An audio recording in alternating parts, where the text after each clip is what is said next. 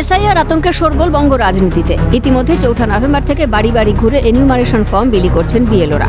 এই আবহে ব্যারাকপুর পুরসভার ১৫ নম্বর ওয়ার্ডের ১০৮ নম্বর বুথের বিএলএ 2 বিশ্বজিৎ করকে মারধরের অভিযোগ উঠল তৃণমূলের বিরুদ্ধে। বিশ্বজিৎ করের অভিযোগ, যখন সে বিএলও 1 এর সঙ্গে বের হচ্ছিলেন ভোটারদের বাড়ি বাড়ি, তখন তাকে প্রথমে হুমকি দেয় তৃণমূলের কর্মীরা, তারপর তাকে মারধর করে।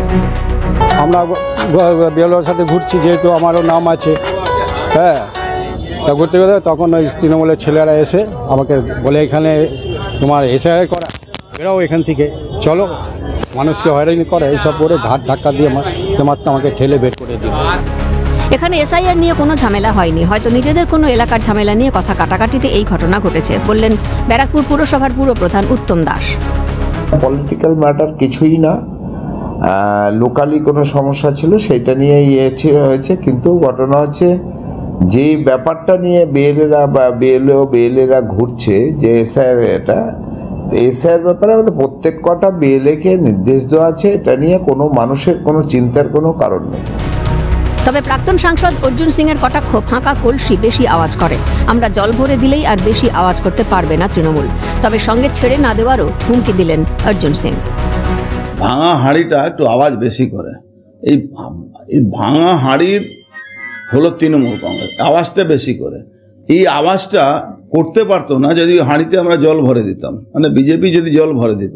এই জল ভরাটা হচ্ছে না, এই জন্য ভাঙা কলসি আওয়াজ বেশি করে না, ওই অবস্থা। আমি কাউকে কিছু ডিস্টার্ব করব না, আমাকে ডিস্টার্ব করলে আমি ছাড়বো না, এই গল্পটা দেওয়া দরকার।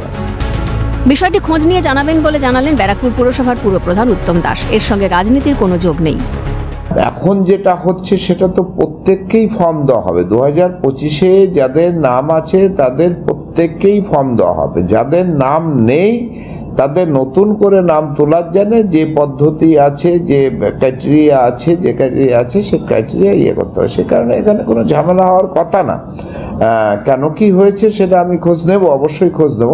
এটা পলিটিক্যাল ম্যাটারে কোনো ঝামেলা বা কোনো কিছু হয়নি।